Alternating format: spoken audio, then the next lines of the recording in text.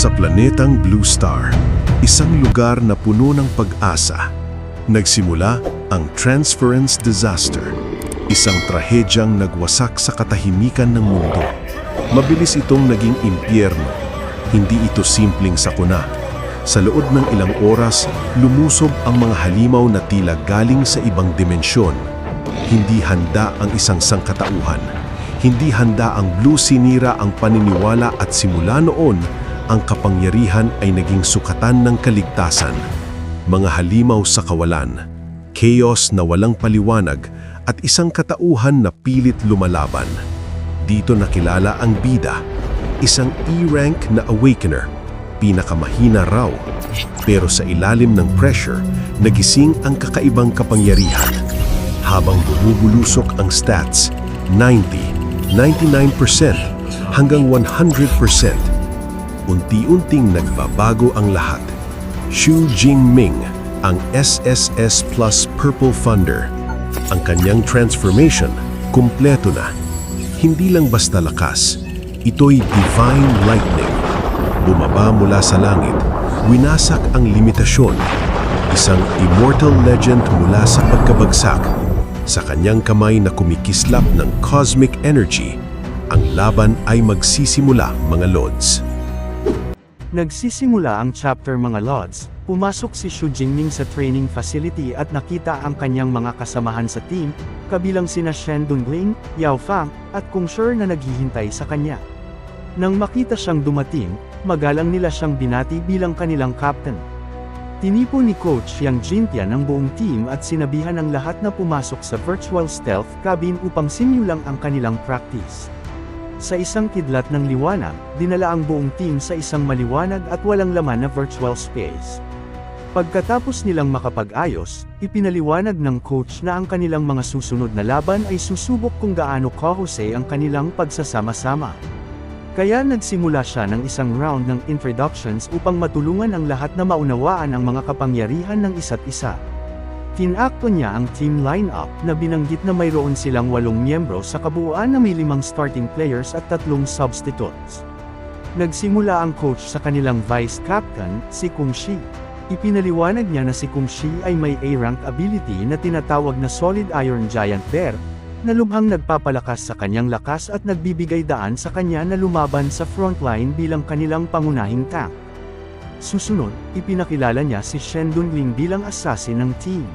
Kasama ang kanyang A-rank Demon Moon Blood Fox ability, at si Yao Fang bilang kanilang ranged mage na gumagamit ng A-rank Extreme Cold Ice Soul. Ang huling starting member ay si Guan. Siya ang support player ng team na gumagamit ng kanyang Myriad Turning Spiritual Light upang pagalingin ang mga sugat at palakasin ang kapangyarihan ng kanyang mga kasamahan. Paglipat sa mga substitutes, ipinakilala ng coach si Tao Guan, isang warrior na may A-rank bronze body.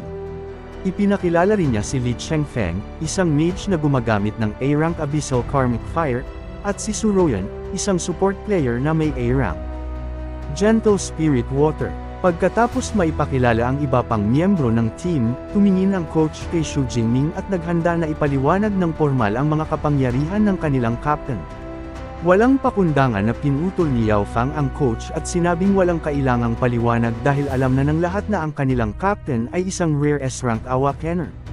Mabilis na itinama siya ng coach na nagpagulat sa lahat sa pagbubunyag na si Xu Jingming ay talagang SS rank na may lightning ability na Duty and Divine Lightning. Tinitigan lang ni Yao Fang at Shen Dongling ang kanilang captain ng lubusan sa disbelief. Isang alon ng pagkamangha ang bumalot sa team habang pinoproseso nila ang hindi kapani-paniwalang kapangyarihang ito. Tinuro ni Yao Fang na ipinapaliwanag nito kung bakit naging golden ang lightning ng kanilang captain, habang ang iba naman ay nagbulungan sa isa't isa na sinusubukang alamin kung paano naging SS rank ang kanyang ability. Sinabihan sila ng coach na tumutok sa katotohanan ng SS rank ability sa halip na kung paano ito nangyari. Pagkatapos ay tinakpan niya ang tournament rules, na ipinaliwanag na ang mga manlalaro ay limitado sa paggamit ng A-class battle suits at S-class weapons upang mapanatili ang pagiging patas. Lumitaw ang mga hologram ng high-tier armor at weapons sa paligid nila. Ipinaliwanag ng coach na maaari silang pumili mula sa mga virtual items na ito, ngunit maaari rin nilang i-upload ang data ng kanilang mga tunay na armas sa totoong buhay para sa mga susunod na practice sessions. Kumuha si Xu Jingming ng isang standard virtual spear at napagtanto na ang mga limitasyong ito ay para bigyan ng patas na pagkakataon ang mga normal na paaralan laban sa mga elite universities na madaling makapamahagi ng SS class gear. Nagdesisyon siyang i-upload ang kanyang sariling Fluong Cloud Golden Edge Spear bago ang kanilang susunod na session. Bago simulan ang kanilang teamwork drills, hiniling ng coach sa lahat na ipakita ang kanilang mga skills upang malaman ng team kung ano ang aasahan. Sinabihan niya si Xu Jingming na magsimula muna at tinanong ng captain kung dapat niyang ipakita ang lahat. Tumango ang coach, na ipinaliwanag na ang pagkakita sa kanyang buong kapangyarihan ay makakatulong sa team na makabuo ng pinakamahusay na estratehiya para sa kanilang mga laban. Naghanda si Xu Jingming ng kanyang spear at sinabihan ng grupo na ang kanyang fighting style ay pinagsasama ang spear attacks, close combat, at ranged spells, at idinagdag na ipapakita niya ito isa-isa. Habang hinahawakan niya ang kanyang armas, sumabog ang Golden Lightning sa paligid niya.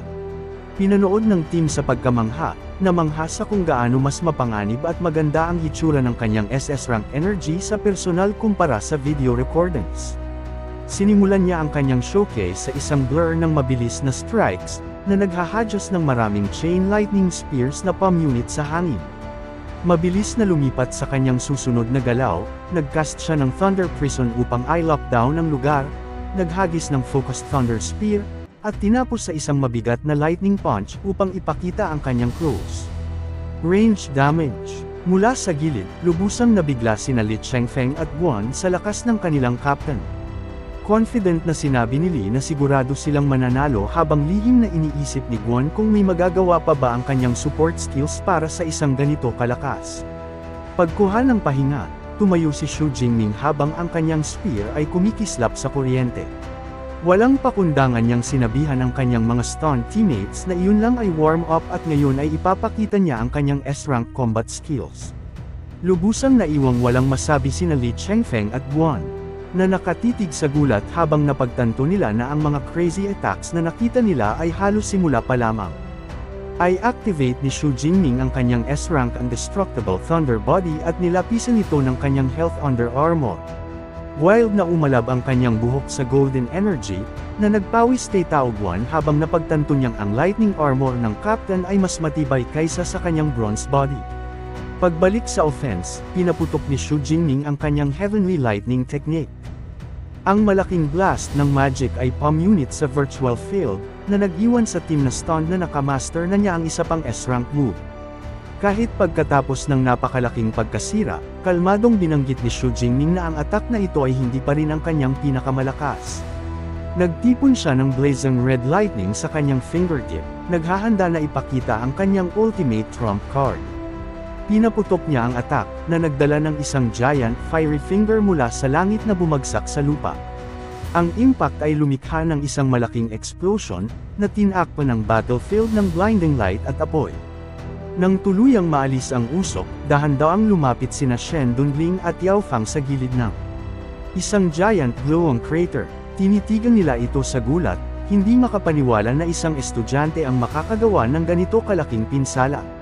Natakot sa blast, tinanong ni Kung Shuer ang coach kung gaano katibay ang virtual floor.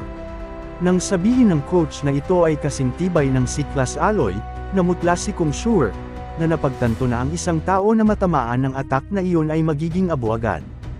Ang pagkakita sa ganitong crazy power ay nagparamdam sa iba pang miyembro ng team na medyo useless. Nervously na tumawa si Tao Guan at sinabing hindi na nila kailangang lumaban kung sisimulan ng captain ang laban sa ganitong move, at huminga ng malalim si Shen Dunling, na sumang-ayon na parang walang saysay ang kanilang presensya. Napagtanto kung gaano ito ka-crazy, nakiusap si Tao Guan sa coach na pahintulutan si Xu Jingming na magpigil sa totoong games. Basta na lang siyang pinaalis ng coach, na sinabihan ang team na dapat silang mabilis kung talagang gusto nilang makipaglaban bago sirain ng captain ang kalaban na team. Tinitigan ng kanyang powerhouse na estudyante, ngumiti sa sarili ang coach. Naalala niya ang malaking pagkatalo nila sa Jing University noong nakaraang taon, ngunit ngayon ay lubusan siyang sigurado na kasama si Xu Jingming sa kanilang panig, hindi na sila matatalo muli. Tinapos ni Xu Jingming ang kanyang display at sinabing sakop na nito ang lahat ng combat moves na natutunan niya. Pagkatapos ay sinabihan ng coach ang iba pang miyembro ng team na ipakita ang kanilang mga kapangyarihan upang sa wakas ay makapagsimulang mag-practice ng magkasama. Mabilis na na-activate ng mga teammates ang kanilang abilities ng sabay-sabay, na pinuno ang virtual space ng mga flashy bursts ng yellow, apoy, tubig, blood red energy, at heavy armor. Curious kung paano